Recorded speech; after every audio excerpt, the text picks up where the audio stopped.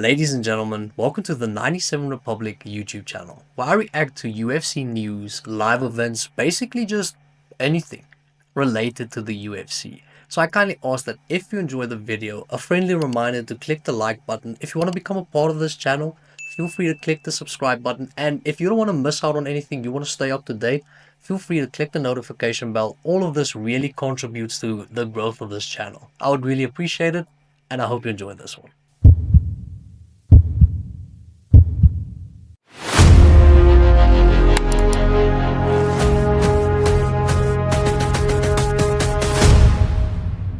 With UFC 314 just around the corner, Alexander Volkanovski versus Diego Lopes for the vacant featherweight belt. When looking at the pay-per-view event, when looking at the card, it feels like a lot of emphasis has been put on the featherweight division. We see Volk versus Lopez, we see Yair Rodriguez taking on Patricio Pitbull in his UFC debut, then Gene Silva taking on Bryce Mitchell, and a lot of attention on the featherweight division for good reason. Due to the fact that we saw Volkanovski be dominant, defended his belt 5 times, but then we saw Ilia Topuria, climbing the ranks, beating Alexander Volkanovski, then defending his belt against Max Holloway and winning both fights in emphatic fashion. We thought that we're gonna see the new title reign. We're gonna see the new king of the featherweight division, and his reign is gonna be long. And then Ilia vacated the belt due to the fact that he felt like he was too heavy, couldn't make weight anymore, decided to vacate the belt and moved up to lightweight. And for as long as I can remember, the featherweight division has been one of the best, perennially one of the best divisions in the UFC since the merger.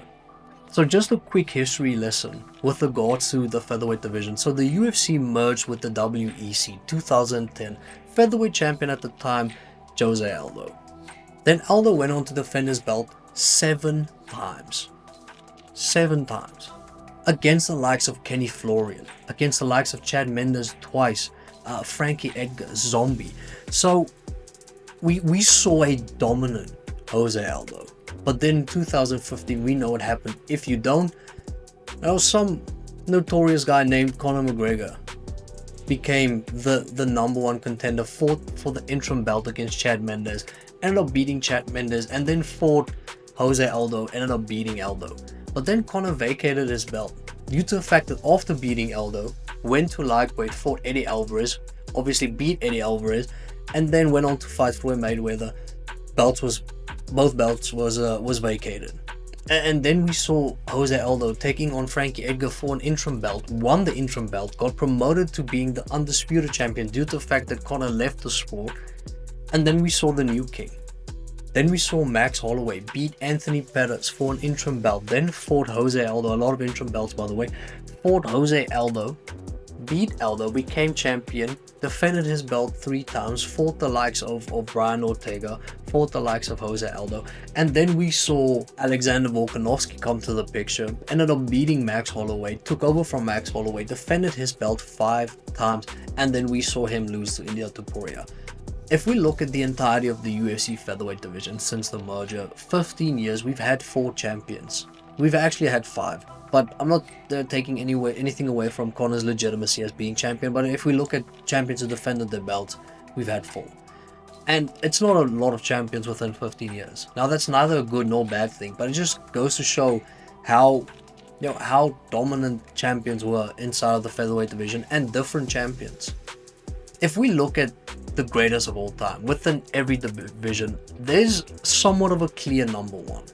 If we look at flyweight, it's Demetrius Johnson. If we look at bantamweight, general consensus is that it's Dominic Cruz. If we look at lightweight, it's Habib, even though Islam has been insane. If we look at welterweight, it's GSP. If we look at middleweight, it's Anderson Silva. If we look at light heavyweight, John Jones. Heavyweight, it's Stipe Miocic. So what I'm basically just trying to say is, apart from the featherweight division, almost every division outside of that has a clear #1 greatest of all time. And it's somewhat up for debate, but it's somewhat clear as well. When looking at the featherweight division, you could honestly make a claim for all 3. You can make a claim for Jose Aldo, you can make a claim for Max Holloway, you could make a claim for Alexander Volkanovski. If we look at Jose Aldo, he ended up defending his belt 7 times. That's the most. But he lost to Max Holloway, lost to Alexander Volkanovski. Now we could say Prime Aldo was something else. Prime Aldo lost to Conor McGregor in 11 seconds. If we look at Max Holloway, we look at the fact that he beat Aldo, defended his belt 3 times, has one of the longest winning streaks inside of the featherweight division history, has been insane.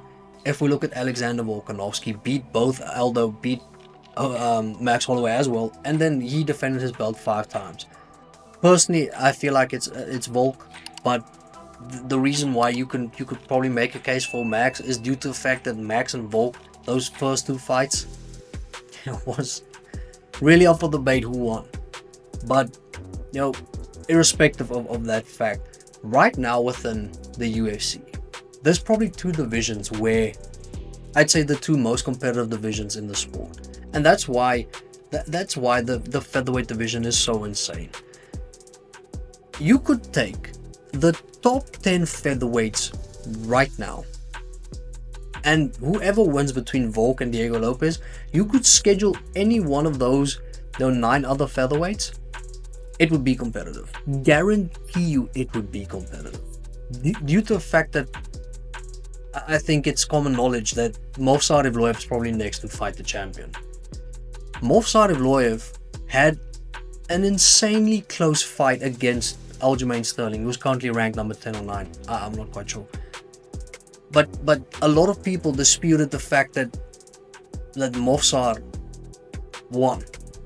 A lot of people actually thought Aljamain Sterling won that fight. Aljo, who's ranked number 10. If we look at the past number 1 contenders, Brian Ortega, if we look at Yair Rodriguez, all of them are still really good. If we look at Brian Ortega versus Volkanovski, almost submitted Volkanovski twice. If we look at Brian Ortega versus Diego Lopez, even though he got absolutely slapped in the first round, guarantee you if that fight went 5 rounds and had 2 more rounds, would have been way more competitive, due to the fact that we've seen Diego Lopez somewhat take his foot off of the gas in the latter rounds of the fight. We saw it against Dan Ige, we saw it against Brian Ortega. Don't know whether he's genuinely getting tired, or whether he feels like, okay, he's comfortably winning and just basically somewhat game manages the fight.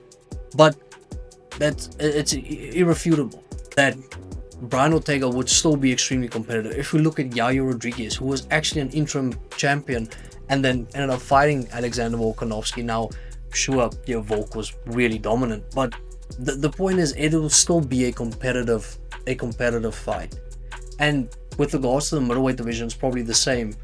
You could name 5 guys that could fight Dricus right now, even though massive Dricus fan, would be competitive.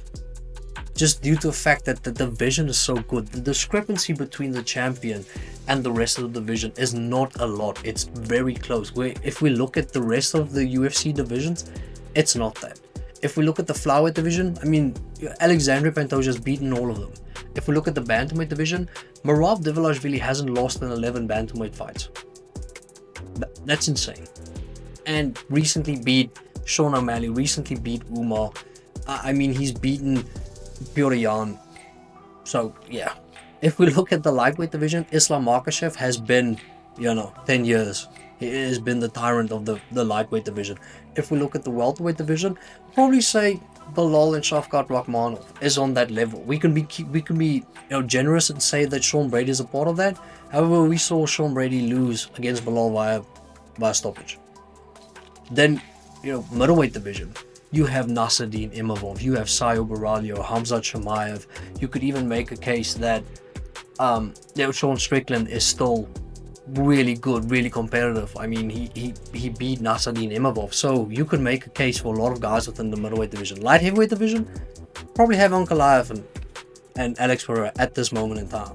Heavyweight division, John Jones or Tom Aspinall. Regardless of whether that fight ever takes place, the winner, who would they lose to right now in the heavyweight division? For featherweight division, I could give you 10. I could give you 10 featherweights that could fight the champion and be close. So you have genuine contenders right now for that division. And when looking at the future of the division, when looking at guys that are, climbing the rankings, if you look at potentially Gene Silva, he's been insane. One of the fighting nerds. He's disposed of basically every guy he's fought apart from Kevin Vallejos. If you look at Arnold Allen, who's also incredible, had a fight against Max Holloway. Just, I think he lacked experience, but he's coming into his own. If you look at Yusuf Zalal, turning his UFC career around, doing a complete 180 and been on a 4-fight winning streak. If you look at Patricio Pitbull, he could potentially come into the UFC featherweight division, beat Yair Rodriguez, and solidify himself as a top featherweight. It's gonna be insane. The featherweight division has been the gift, and it's fair to say right now that it keeps on giving.